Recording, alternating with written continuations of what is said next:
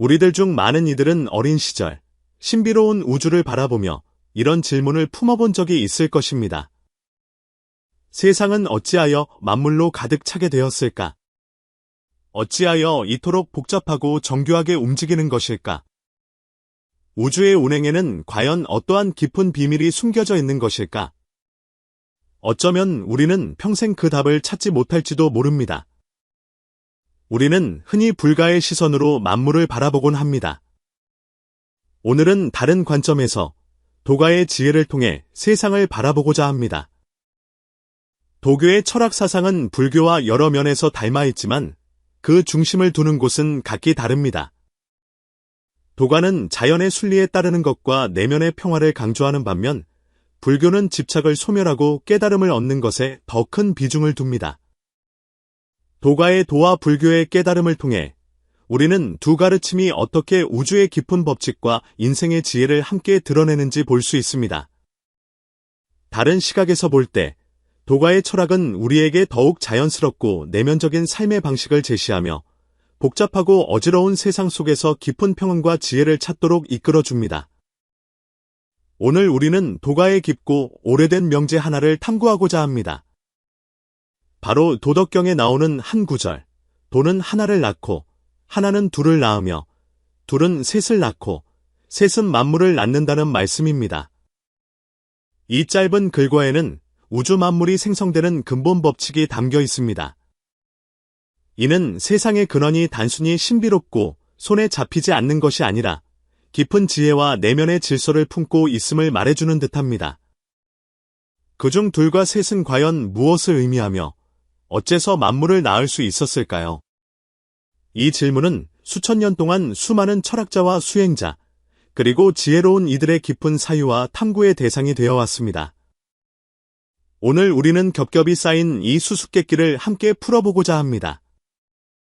혹시 우리 일상 속에 이러한 지혜가 이미 깊이 스며들어 있었으나 우리가 미처 알아차리지 못했던 것은 아닐까요?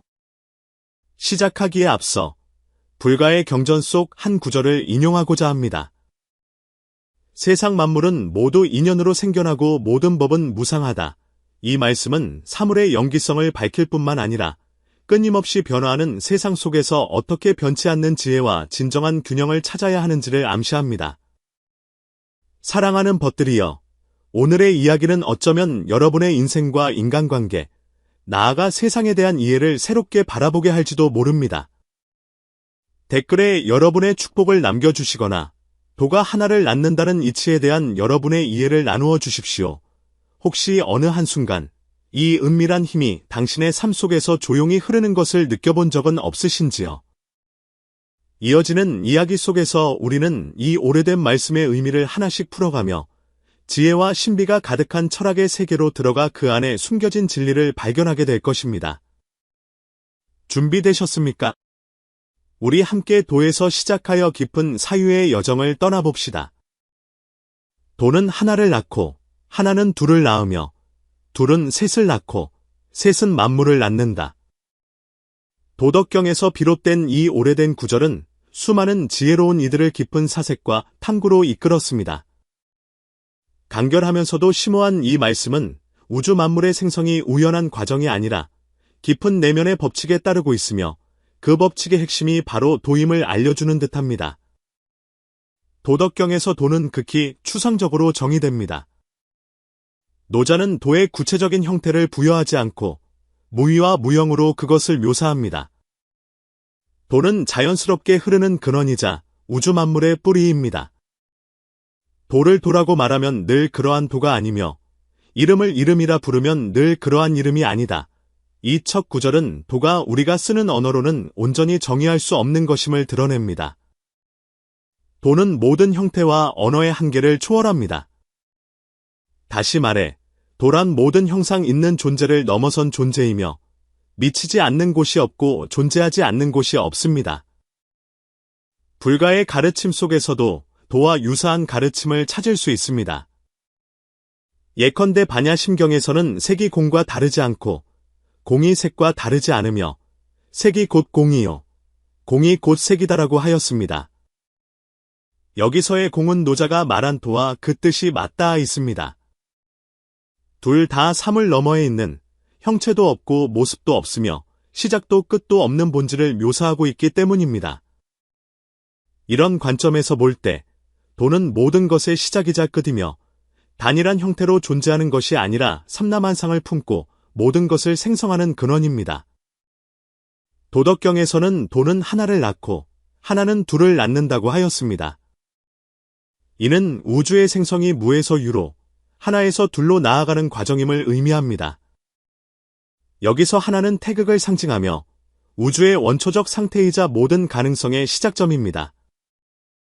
둘은 음양을 나타내며 우주 안의 대립과 분화를 상징합니다. 음과 양의 상호작용이 만물의 다양성을 낳았습니다. 불가의 연기든 도가의 금양이든 모두 하나의 공통된 진리를 말하고 있습니다. 우주의 모든 것은 인연으로 생겨나 서로에게 의지하며 함께 우주의 조화와 균형을 유지한다는 것입니다. 하지만 이어지는 둘은 셋을 낳고 셋은 만물을 낳는다는 구절이야말로 이 말씀 속에 숨겨진 신비의 핵심입니다. 어째서 셋이 만물을 낳을 수 있는 것일까요? 셋은 또 무엇을 의미하는 것일까요? 여기서 셋은 음양의 조화와 통일로 이해할 수 있습니다. 마치 불가의 중도가 단순히 둘의 대립이 아니라 조화와 균형을 통해 내면의 화합에 이르는 것처럼 말입니다. 셋은 단순히 숫자가 아니라 음양이 어우러진 뒤 무궁한 변화와 생명력을 낳는 하나의 상태를 상징합니다. 장자의 제물론에서도 도의 무형과 무상을 언급하며 천지 만물의 생성이 우연이 아니라 깊은 내적 규율을 따르고 있다고 보았습니다.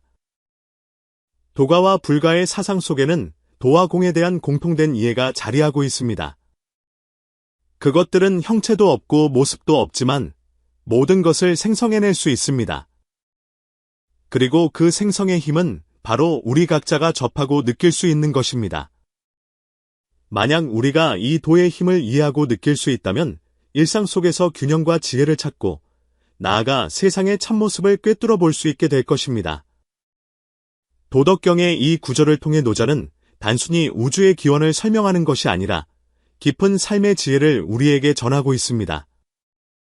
만물의 생성에는 모두 그 원인이 있으며 세상 만물은 비록 천변만화할지라도 그 이면에는 따를 수 있는 법칙이 있다는 것입니다. 그 법칙에 대한 이해를 통해 우리는 우주와 인생의 참된 이치를 엿볼 수 있을 것입니다. 노자, 이 위대한 춘추시대 말기의 지혜로운 분은 성은 니, 이름은 니, 자는 담이었습니다. 주나라 왕실의 수장실 관리로 있으면서 수많은 서책을 관리하고 널리 읽어 그 학식이 매우 깊었습니다. 세상사가 무상함을 꿰뚫어본 그는 서쪽 함곡관을 통해 속세를 떠나기로 결심하였고 관문직이 윤희가 간절히 애원한 끝에 비로소 후세의 길이 남을 5천자의 도덕경을 남기게 되었습니다. 하지만 이 위대한 경전 속에서 후대의 학자들을 가장 고뇌하게 만든 구절은 다름 아닌 도는 하나를 낳고 하나는 둘을 낳으며 둘은 셋을 낳고 셋은 만물을 낳는다였습니다. 도가 어찌 하나를 낳고 하나가 어찌 둘을 낳는지는 어렴풋이 이해할 수 있을지도 모릅니다. 하지만 이 단순해 보이는 셋이 어찌하여 그토록 신비로운 힘을 지녀 천지간의 만물을 만들어낼 수 있었던 것일까요? 그 안에는 대체 어떤 하늘의 비밀이 숨겨져 있는 것일까요? 함곡관 밖으로 자줏빛 기운이 동쪽에서 오고 해는 서산으로 기울어 먼 산이 먹빛처럼 물들어갑니다. 오래된 관문은 땅거미 속에서 장엄하고 숙연하게 서 있고 관문직이 윤희는 이미 이곳에서 여러 해를 기다려왔습니다. 손가락을 꼽아 헤아려 보니 오늘 반드시 성인이 이 관문을 지나리라는 것을 알 수 있었습니다. 과연 백발이 성성한 한 노인이 푸른 소를 타고 천천히 다가왔습니다. 혹노자 선생이 아니십니까? 윤희는 공손히 그를 맞았습니다. 노자는 고개를 끄덕이며 푸른 소의 등에서 내려와 이 젊은 관문지기를 바라보며 물었습니다. 나를 기다리고 있었는가? 그러하옵니다. 제자 윤희, 선생의 높은 명성을 들은 지 오래이옵니다. 오늘 이리 뵙게 되니 실로 하늘에 뜬이라 생각합니다. 윤희는 땅에 엎드려 절하며 말했습니다. 선생께서는 고금에 통달하시고 천기를 꿰뚫어 보시니 이제 서쪽으로 떠나시려 하니 부디 후세를 위해 지혜의 말씀을 조금이나마 남겨주시옵소서. 노자는 수염을 쓰다듬으며 웃었습니다. 무엇을 알고 싶은가?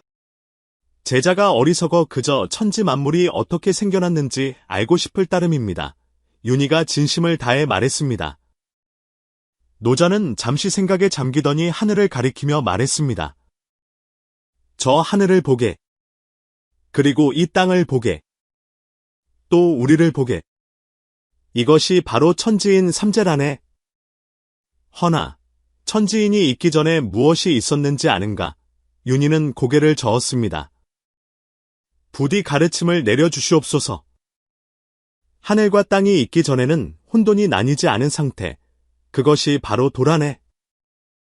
도는 본래 형체도 모습도 없고 소리도 냄새도 없지만 만물의 근원이 되지. 노자는 땅의 둥근 원을 그리며 말했습니다.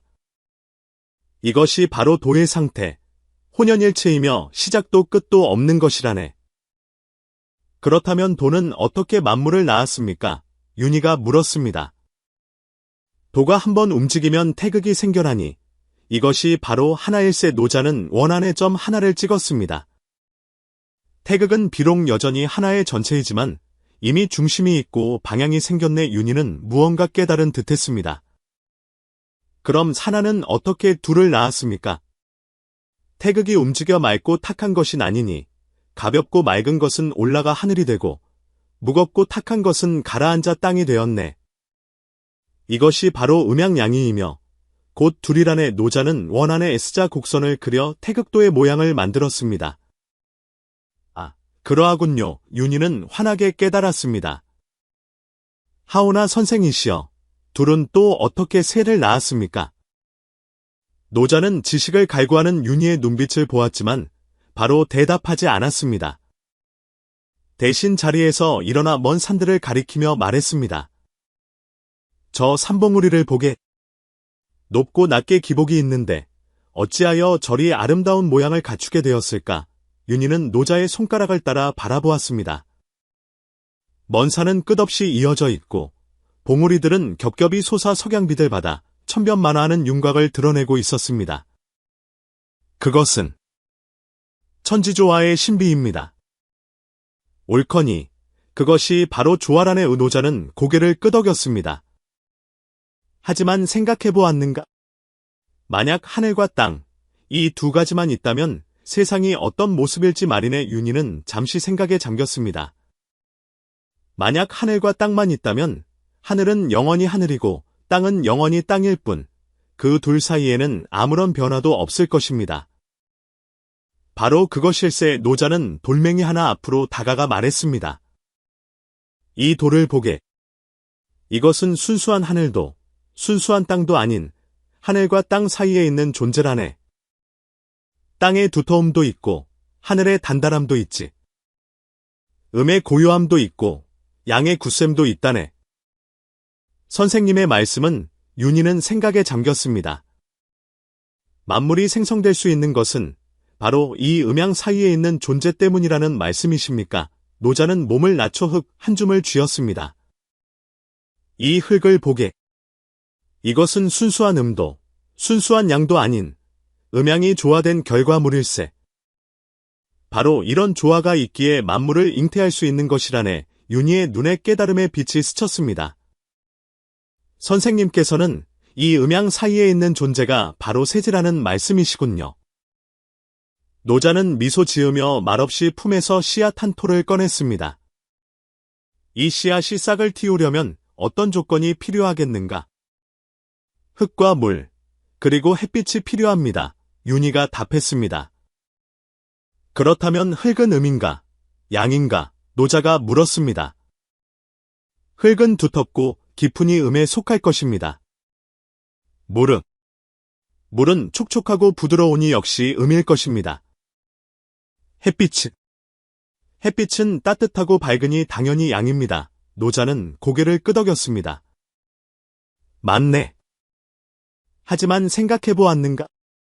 만약 음의 성질을 가진 흙과 물만 있거나 양의 성질을 가진 햇빛만 있다면 씨앗이 싹을 틔울 수 있겠는가? 윤희는 고개를 저었습니다. 아닙니다. 음만 있고 양이 없으면 씨앗은 썩어버릴 것이고, 양만 있고 음이 없으면 씨앗은 말라버릴 것입니다. 그럼 언제 씨앗이 싹을 틔울 수 있는가? 노자가 물었습니다. 흙과 물, 그리고 햇빛이 모두 있을 때입니다. 윤희는 말을 마치고는 문득 멈칫했습니다. 잠깐만요. 그렇게 되면 세 가지가 있는 것이 아닙니까? 생각해보게. 흙과 물은 모두 음이고, 햇빛은 양이니, 이는 여전히 음양의 나님일세. 진정으로 씨앗이 싹트게 하는 것은 무엇인가? 노자가 깨우침을 주었습니다. 윤희는 애써 생각하다가 문득 번뜩이는 영감을 얻었습니다. 음양이 조화된 기운입니다. 흙의 음기와 물의 음기, 그리고 햇빛의 양기가 함께 어우러질 때 새로운 기운이 생겨나는데, 이 기운이야말로 씨앗을 싹트게 하는 근본 원인입니다. 가르칠 만하구나. 노자는 흐뭇하게 고개를 끄덕였습니다. 이 음양이 조화된 기운을 옛사람들은 화기, 나 불렀네. 이것이 바로 새이며, 이 화기가 있어야만 만물이 생성될 수 있는 것이라네. 윤희는 흥분을 감추지 못했습니다. 그렇군요. 그러니 셀은 세 개의 물건이 아니라 음양이 조화된 상태를 의미하는 것이었군요. 그렇다네. 노자는 어두워지는 하늘을 바라보며 말했습니다. 하지만 아는가? 이 화기가 어째서 만물을 낳을 수 있는지, 또 어떻게 만물을 낳는지 말일세. 윤희는 고개를 저었습니다. 그것까지는 제자가 미처 알지 못하겠습니다. 노자는 자리에서 일어나 옷의 먼지를 털었습니다. 그 속의 오묘함은 말 몇 마디로 다 설명할 수 있는 것이 아닐세. 바로 그때 가을바람이 불어와 마른 잎들이 흩날렸습니다. 노자는 떨어지는 잎들을 보며 깊은 생각에 잠겼습니다. 저 낙엽을 보게. 나무에서 땅으로 떨어지는 것이 간단해 보이지만 실은 깊은 이치를 담고 있다네. 자세히 듣고 싶습니다. 윤희가 공손히 물었습니다. 노자는 낙엽 한 장을 주어 자세히 들여다보았습니다. 이 잎은 나무에 있을 때는 양에 속하고 땅에 떨어지면 음에 속하네. 하지만 떨어지는 과정에서는 온전히 양에 속하지도 온전히 음에 속하지도 않는 미묘한 균형 상태에 놓여있지. 바로 이 상태에서 가장 아름다운 춤사위를 보여주는 것이라네. 윤희는 무언가 깨달은 듯했습니다. 선생님 말씀은 만물이 가장 아름다운 상태는 바로 이러한 음양의 조화가 이루어지는 순간이라는 뜻이십니까? 바로 그러하네. 노자는 말하다가 문득 무언가 생각난 듯 물었습니다. 사람에게 어찌하여 남자와 여자의 구분이 있는지 아는가? 그것은 후손을 번성시키기 위함입니다. 윤희가 조금 부끄러워하며 답했습니다. 맞네. 남자는 양이고 여자는 음이지. 하지만 남자와 여자만 있어서는 부족하네. 또 무엇이 있어야 하는가? 사랑이 있어야 합니다. 윤희가 조심스럽게 말했습니다. 노자는 하하 웃으며 말했습니다. 내 말이 맞다. 사랑이야말로 남자와 여자 사이의 화기라네. 이 화기가 있어야 새로운 생명을 잉태할 수 있는 것이지. 이 또한 셋이 만물을 낳는 이치의 드러남이라네. 윤희는 들을수록 신비함에 빠져들었습니다. 천지간의 모든 것이 이 법칙을 따르고 있었던 것입니다. 만물이 모두 그러하네. 노자는 고개를 끄덕였습니다. 그러나 그는 문득 말을 멈추고 윤희의 눈을 바라보며 엄숙한 표정을 지었습니다. 자네는 이 화기가 진정 무엇인지 아는가?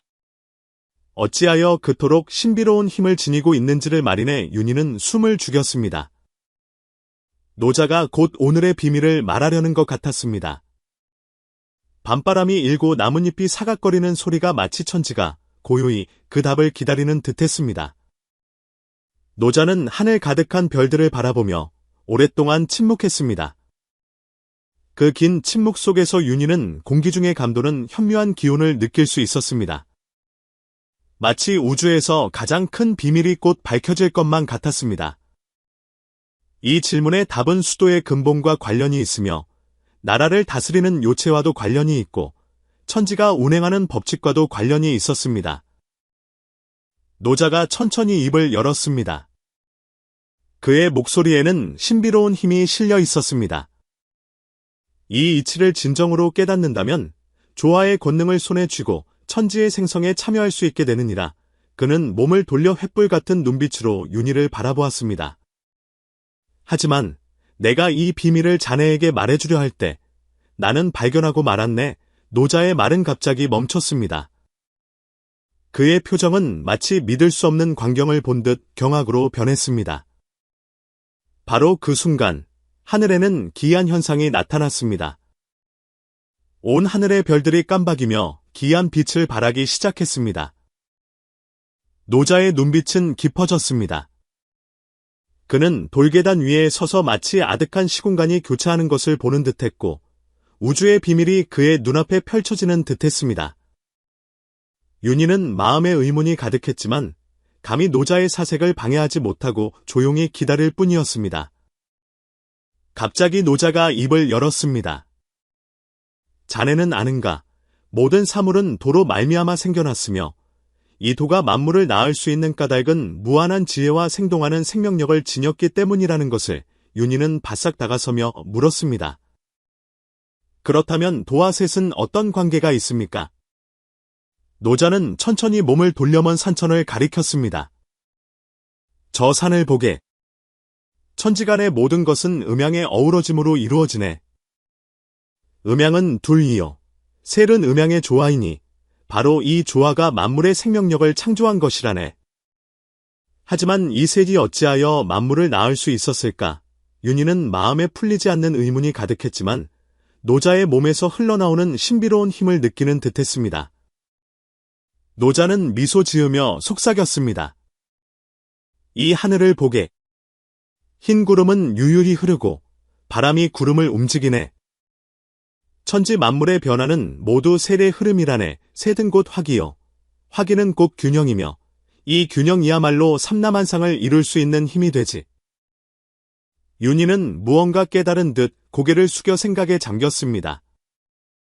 그는 문득 만물의 성장이 하늘, 땅, 물 세 가지의 조화 없이는 불가능하듯 인생의 수행 또한 음양 균형의 조절 없이는 이루어질 수 없음을 깨달았습니다.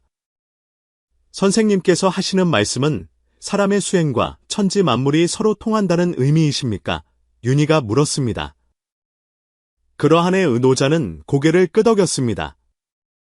수행의 이치는 천지자연에서 비롯된 것이라네. 셋이 만물을 낳는다는 것은 자연계의 법칙일 뿐만 아니라 우리 각자가 따라야 할 수행의 준칙이기도 하네. 수행은 단순히 마음을 닦는 것이 아니라 음양의 조화를 추구하는 것이라네. 오직 음양이 조화된 상태에서만 도의 참모습을 감지할 수 있는 것이지. 노자의 말은 봄바람처럼 윤희의 마음을 어루만졌습니다. 그는 문득 자신이 그동안 추구해왔던 도가 추상적인 개념이 아니라 삶 속의 모든 사물과 모든 감정, 그리고 모든 자연 풍경 속에 존재하고 있음을 깨달았습니다. 노자는 윤희의 반응을 보고 가볍게 고개를 끄덕였습니다. 이제 자네는 셋이 만물을 낳는다는 의미를 이해했네. 셋은 단순히 숫자가 아니라 생기와 활력이 넘치는 힘의 상태라네. 그것은 음양 조화의 결과이며 천지 만물 생성의 근본이지. 어느덧 밤이 깊어지고 달빛이 대지를 비추며 별들이 그 사이를 수놓았습니다. 마치 천지간의 모든 것이 이 순간 고요해지며 어떤 계시가 내리기를 기다리는 듯했습니다.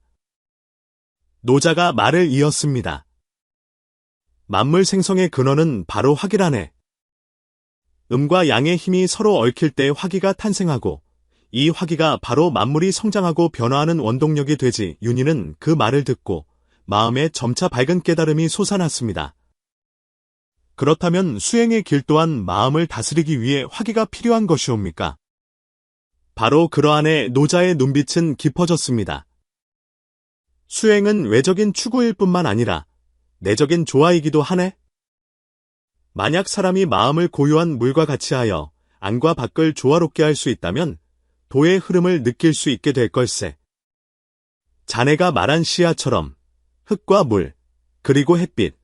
이 세 가지가 조화를 이룰 때 비로소 싹을 틔울 수 있듯이 사람 또한 마음과 행동, 그리고 지혜, 이 세 가지가 하나가 될 때 비로소 수도의 핵심에 이를 수 있는 것이라네. 윤희는 지난 세월 동안 외적인 성공만을 좇으며 내면의 균형과 조화를 소홀히 했던 자신을 돌아보며 감탄하지 않을 수 없었습니다. 그는 이제야 진정한 수행의 길을 찾은 듯했습니다. 노자는 윤희의 눈빛을 보며 더욱 온화한 표정을 지었습니다. 자네가 만약 이런 마음으로 살아간다면 천지의 도에 녹아들어 자연의 힘을 체득할 수 있을 걸세. 사람이 얻기 가장 어려운 것은 바깥의 것들을 좇는 것이 아니라 마음속에서 천지와 공명하는 그 조화 안에 윤희는 문득 영감을 얻어 지난날의 수행길을 돌이켜보고는 단박에 깨달았습니다. 수행의 참된 의미는 내면의 균형에 있으며 마치 천지간의 음양조화처럼 그것이 최종 목표라는 것을 말입니다. 선생님, 만약 제가 마음속에서 이 화기를 찾을 수 있다면 주위 세상에도 영향을 미칠 수 있겠습니까? 윤희가 공손히 물었습니다. 노자는 깊은 눈빛으로 그를 바라보며 천천히 말했습니다. 자네의 마음은 이 큰 산과 같고 저 강물과 같아서 그 파동과 변화는 반드시 주위 세상에 영향을 미치게 될 걸세. 수행의 궁극적인 목표는 바깥 세상을 바꾸는 것이 아니라 자기 자신을 바꾸는 것이라네. 자네가 자신을 바꿀 때 그 영향력은 만물에 미치게 될 것이야. 그때 또다시 가을바람이 불어와 낙엽이 흩날렸습니다. 천지 만물이 마치 영원한 이치를 이야기하는 듯했습니다. 만물은 모두 그 원인이 있어 생겨나고 원인이 있어 사라지며 음양이 교차하며 끊임없이 이어지는 것을 말입니다. 윤희의 마음 깊은 곳에서 거대한 울림이 퍼져나갔습니다. 마치 천지의 비밀이 순간적으로 열리는 듯했고 그는 수행의 참된 의미가 단순히 자아를 초월하는 것이 아니라 우주 만물과 하나가 되는 것임을 깨달았습니다. 노자는 천천히 일어나 산 정상을 향해 걸어갔습니다. 그의 모습은 점차 밤의 어둠 속으로 희미해져 갔습니다. 마치 그는 이미 천지 만물로 화하여 우주의 깊은 곳으로 녹아든 듯했습니다. 윤희는 그 자리에 서서 오랫동안 움직이지 않았습니다. 그는 천지의 위대함과 깊이를 느꼈고 동시에 자신의 작고 미미함을 깨달았습니다. 그러나 그는 더 이상 방황하지 않았습니다. 수행의 길에서 가장 중요한 한 걸음, 바로 마음의 조화를 이루었기 때문입니다. 그 순간 윤희는 무한한 미래를 보는 듯했습니다. 그의 마음은 맑은 샘물처럼 투명해졌고 천지간의 나뭇잎 하나, 모래알 한 톨, 피어나는 꽃 한 송이까지 모두 영원한 진리를 속삭이고 있었습니다. 도는 하나를 낳고 하나는 둘을 낳으며 둘은 셋을 낳고 셋은 만물을 낳는다. 만물은 무엇으로 인해 생겨나고 무엇으로 인해 변하는가? 이 비밀은 우주의 법칙일 뿐만 아니라 수행의 참된 이치였습니다. 노자가 도덕경에서 언급한 의도는 어떤 구체적인 존재가 아닙니다. 그것은 정의할 수 있는 물체가 아니라 형체 없고 모습 없는 힘입니다. 그것은 우리가 일상에서 이해할 수 있는 모든 형식을 초월하며 어떤 물질에 속하지도 않고 어떤 상태에 국한되지도 않습니다. 도는 우주의 근본이며 모든 존재의 시작점입니다. 도는 형체도 모습도 없지만 만물을 만들어내고 삼라만상을 유지하며 스스로는 움직이지 않지만 모든 변화는 그로부터 비롯됩니다. 불교에도 이와 유사한 이해가 있습니다. 반야심경에서 말하는 공은 어떤 허물을 가리키는 것이 아니라 모습이 없고 시작도 끝도 없는 존재를 의미합니다. 도와 공은 어떤 의미에서 서로 통하며 둘 다 우주 근원의 상징이자 모든 사물이 생성되고 소멸하는 바탕입니다. 이러한 경지에서 우리는 단순히 사물의 겉모습만 보는 것이 아니라 그 이면에 깊이 숨겨진 법칙을 느낄 수 있게 됩니다. 하나, 도에서 태극으로. 도는 하나를 낳는다. 도는 형체도 모습도 없지만 멈춰있는 것이 아니라 끊임없이 움직이고 변화합니다. 도가 움직이기 시작하면 하나라는 상태가 생겨나는데 이 하나는 구체적인 물체를 가리키는 것이 아니라 태극이라는 개념입니다. 태극은 우주의 통일성, 완전함, 그리고 원초적 상태를 상징합니다. 그것은 분리된 부분이 아니라 하나의 전체입니다. 이때 우주는 아직 아무것도 분화되지 않았고 모든 것이 융합되어 있지만 이미 무한한 잠재력을 갖추고 있습니다. 불교에서 하나는 이와 유사한 의미를 지닙니다.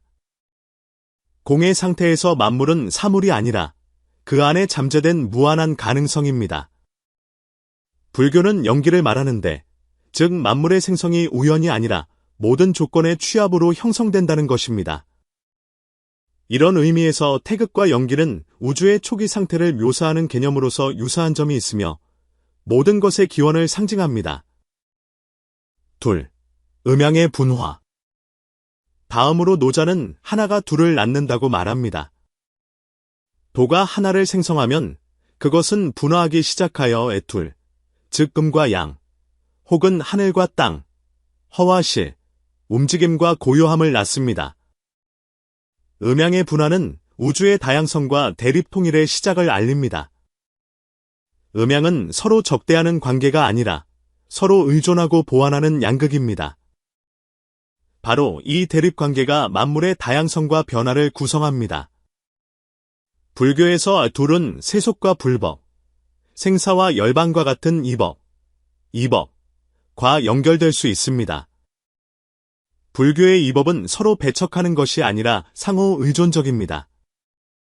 그것들은 마치 음양의 관계처럼 하나의 통일된 전체 안에 공존합니다. 음양의 교체는 생사의 윤회를 낳고 세상의 변화를 이끌어냅니다. 셋, 조화와 통일. 노자는 이어서 둘은 셋을 낳는다고 하였는데 셋은 음양이 하나로 합쳐진 결과입니다. 이 셋은 두 개의 단순한 대립이 아니라 음과 양이 조화를 이룬 후에 생겨난 새로운 균형의 힘입니다. 마치 불교에서 말하는 중도가 두 가지의 대립을 의미하는 것이 아니라 조화와 중용의 길을 통해 균형과 화합에 이르는 것과 같습니다. 이 셋이 상징하는 것은 바로 우주의 화기이며 우리가 흔히 말하는 도의 흐름입니다. 음양의 상호작용과 조화만이 끊임없이 변화하는 만물을 창조할 수 있습니다. 이 과정에서 우주의 삼라만상은 정지된 상태로 존재하는 것이 아니라 끊임없이 흐르고 진화하며 변화합니다. 불교의 관점에서 볼 때 이러한 세의 관계는 영기성과 밀접하게 관련이 있습니다. 영기성은 우리에게 만물이 고립된 존재가 아니라 서로 의존하고 연결되어 있음을 가르쳐줍니다. 음양이 만날 때 만물이 생성되기 시작하고 다시 헤어질 때 만물은 소멸합니다. 이 순환 과정이야말로 만물이 끊임없이 생동하는 근본 원인입니다. 노자는 이 한마디를 통해 우주 삼라만상이 생성되는 근본 법칙을 드러냈습니다. 도에서 하나로, 하나에서 둘로, 다시 둘에서 셋으로, 그리고 마침내 셋이 만물을 낳아 우주의 완전한 진화 과정을 형성합니다. 이 과정은 우주의 생성일 뿐만 아니라 생명, 사상, 의식, 행위 등 모든 것이 탄생하는 바탕입니다. 불교에서는 만물의 생성이 인연에 의해 이루어지며 모든 사물의 발생에는 그 독특한 인과관계가 있다고 봅니다. 도가 하나를 낳고 하나가 둘을 낳는 과정이야말로 사물의 인연이 모이는 모습을 보여주는 것입니다. 이런 점에서 노자의 철학 사상과 불교의 영기설은 그 뜻이 서로 맞닿아 있습니다. 둘 다 우주의 모든 것에는 내적인 법칙이 있으며 그 일부인 우리는 오직 이 법칙을 진정으로 이해하고 느낄 때 비로소 우주의 흐름에 녹아들어 내면의 평온과 조화를 이룰 수 있다고 가르칩니다. 노자와 윤희의 대화 속에서 우리는 우주와 인생의 깊은 진리를 엿볼 수 있었습니다. 도는 하나를 낳고 하나는 둘을 낳으며 둘은 셋을 낳고 셋은 만물을 낳는다. 이는 우주의 생성에 대한 설명일 뿐만 아니라 삶과 마음, 그리고 삼라만상의 법칙에 대한 깊은 이해입니다. 무형에서 유형으로, 하나에서 둘로, 둘에서 셋으로, 그리고 마침내 만물이 탄생하는 것은 추상적인 것에서 구체적인 것으로 전환되는 과정이며 생명과 우주 사이의 미묘한 상호작용과 균형을 드러냅니다. 도가 사상과 불교의 가르침은 비록 달라 보이지만 그 핵심 이념에서는 많은 유사점을 가지고 있습니다. 도가에서 말하는 도든 불교에서 말하는 공이든 모두 우주의 무상함과 심층적인 조화를 가리킵니다. 이 조화는 정지된 것이 아니라 동적인 것이며 끊임없이 음양과 인연, 그리고 공의 흐름을 통해 무한한 변화와 생성을 보여줍니다. 바로 이 변화가 만물의 생동을 이루고 생명력 넘치는 우주를 창조합니다. 인생의 수행 속에서 우리 각자 또한 끊임없이 도가 하나를 낳고 하나가 둘을 낳으며 둘은 셋을 낳고 셋이 만물을 낳는 과정을 겪고 있습니다. 처음에 막막함과 혼돈에서 시작하여 자기 성찰과 수행을 통해 점차 내면의 음양 균형을 이해하고 다스리게 되며 마침내 외부 세계와 조화롭게 공존하게 되는 이 모든 변화와 성장은 우주 지혜의 반영입니다. 노자의 말씀처럼 만물은 끊임없이 생동하며 음양의 분화와 함께 세의 조화를 품고 있습니다. 우리의 수행 또한 그러하여 일상 속에서 균형을 찾고 삶 속의 모든 음과 양, 모든 변화와 멈춤을 받아들이는 법을 배우게 됩니다. 올바른 마음 챙김과 명상을 통해 우리는 세상의 인과관계를 더 잘 이해하고 안과 밖의 통일을 보며 몸과 마음의 조화와 평안에 이를 수 있습니다. 이 지혜는 단순히 철학적 차원에 머무는 것이 아니라 세상에 대한 우리의 이해를 진정으로 바꾸고 내면의 갈등을 해소하며 외부의 압박에 대처하도록 돕고 최종적으로는 내면의 평온과 지혜의 원만함으로 나아가게 합니다. 이것이야말로 노자와 부처님께서 우리에게 전해주신 가장 깊은 지혜입니다. 이 대화의 마지막에 노자가 언급한 그 신비로운 답은 아마도 우리 각자가 끊임없이 탐구해야 할 비밀일 것입니다. 도가 하나를 낳고 하나가 둘을 낳으며 둘이 셋을 낳고 셋이 만물을 낳는다는 이치를 이해함으로써 우리는 우주 삼라만상의 생성 법칙을 알게 될 뿐만 아니라 삶 속의 모든 성장이 우주의 지혜와 맺는 하나의 약속임을 이해하게 될 것입니다. 그러므로 사랑하는 벗들이여, 오늘의 이야기는 끝이 아니라 새로운 시작입니다. 빠르게 변화하는 이 세상 속에서 우리 또한 윤희처럼 깊은 자기 깨달음으로 나아가 저 우주의 화기와 만물의 지혜를 느끼고 실천할 수 있지 않겠습니까? 댓글에 여러분의 깨달음과 생각을 나누어 주시어 우리 함께 이 지혜의 길을 걸으며 더 깊은 의미를 탐구하고 우주에 깃든 저 영원한 조화를 느껴보았으면 합니다.